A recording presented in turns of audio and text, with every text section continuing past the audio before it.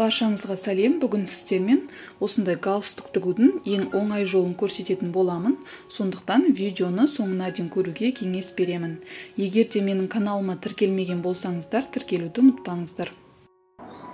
Бізге осындай мата, кішкентай мата қажет болады. Менде бұл Барби матасы. Барби костюмный маталарды қолдансаңыздар болады. Ең алдымен ұзындығы 27 см. Осы матаның дәл ортасынан 27 см ұзындық сызып аламыз.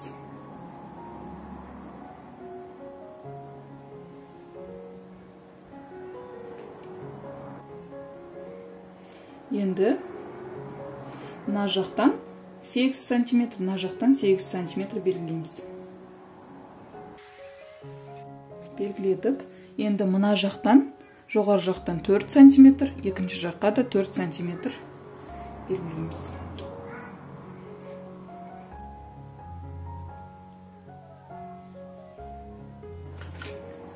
Белгілеп алдық. Енді осы аралықты қосатын боламыз.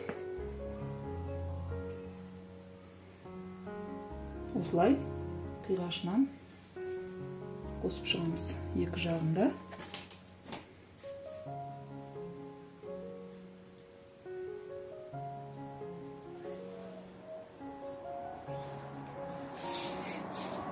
Енді мына жақтан тура ортасынан төменге қарай 5 см түсіреміз. Енді мына жақты осылай үшбұрышты етіп қосып шығамыз. Бұл біздің негізгі бөлігіміз. Енді бізге екі деталь пішуіміз қажет. Қазір осыны қиып аламыз.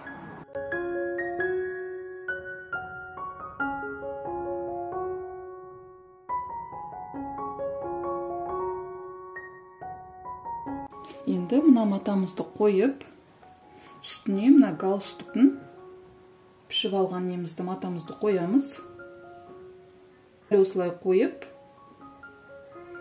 осыны мына төмен жағын ғана қайталап үстінен сызып аламыз.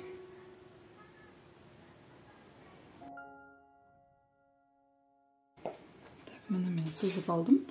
Енді осыны линейкамен бастырып сызып алайын.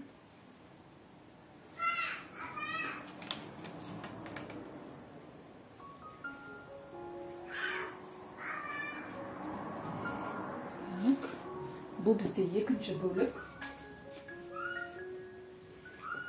Осыны қиып аламыз.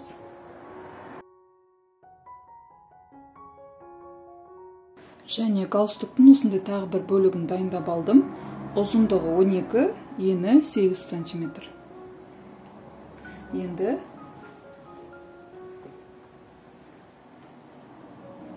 галстуктың оң бетіне аударып, мынаны осылай қоямыз да, былай тігіп шығатын боламыз. Мына төрт бұрыш матамызды да осылай шетінен тігіп шығатын боламыз.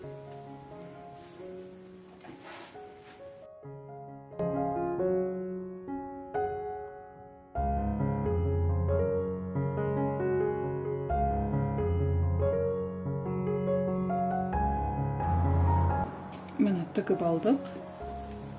Енді бұлай аударамыз.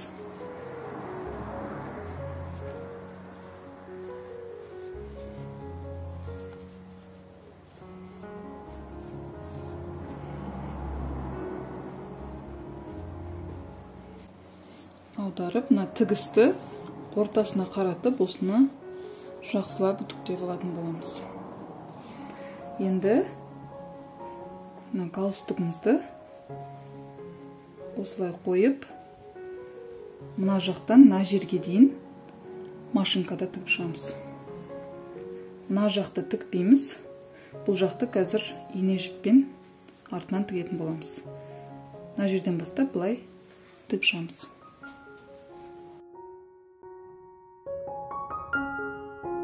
Міне тігіп алдық. Енді оң бетіне аударамыз.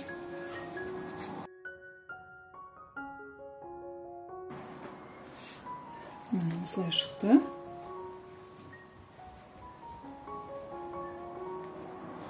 Енді осыны жақсылап үтікпен басып шығасыздар. Мына екеуін қазір үтіктеп аламын. Және де мына жерді жасырын тігіспен, ене жіппен тіге саласыздар. Міне мен дайындап қойдым. Осылай шықты менде. Енді бізге осындай резинка қажет болады. Менде ұзындығы 32. Сіздер өз қалауларыңыз бойынша аласыздар. Жаңағы баланың мойнын өлшеп аласыздар өздеріңіз. Енді мына матамызды осылай жасаймыз. Видеодағыдай жасайсыздар осылай. Осылай болады. Енді мынаған былай алып келіп, мына жерді былай түзу тігесіздер. Мынаны қазір инемен түйреп алуым қажет, қозғалып кетпес үшін. Міне мен инемен түйреп алдым мына жерін. Енді осы жерге ортасын тауып аламыз. Мына резинкамызды осылай қойып отырып, бірге тігіп шығамыз. Осылай машинкада тігіп шығасыздар. Тіккен кезде мән беріңіздер, қараңыздар, мынаны бірге тігіп кетпейсіздер.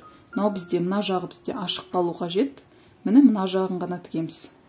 Резинканы қойып, мына жақ бөлігін ғана тігеміз. Мынау бізде ашық қалу қажет.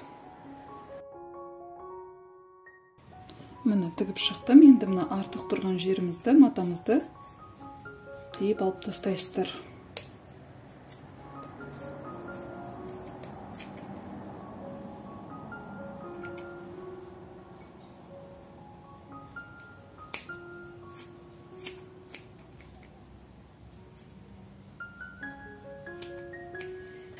Енді мына галстугымызды міне мына қалған тесіктен осылай мына жағынан кіргіземіз.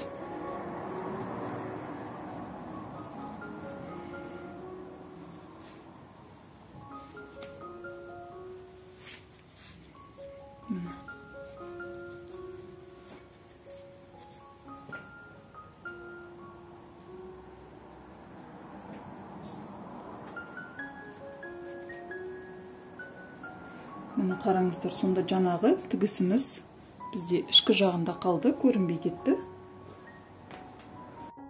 Міне галстугымыз дайын болды.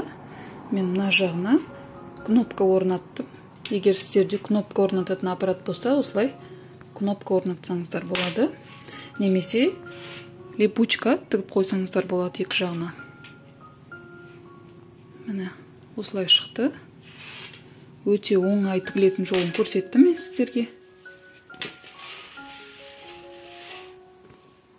Сіздер де осылай тігіп көрсеңіздер болады. Видео ұнап жатса, лайк басып, комментарий жазуды ұмытпаңыздар.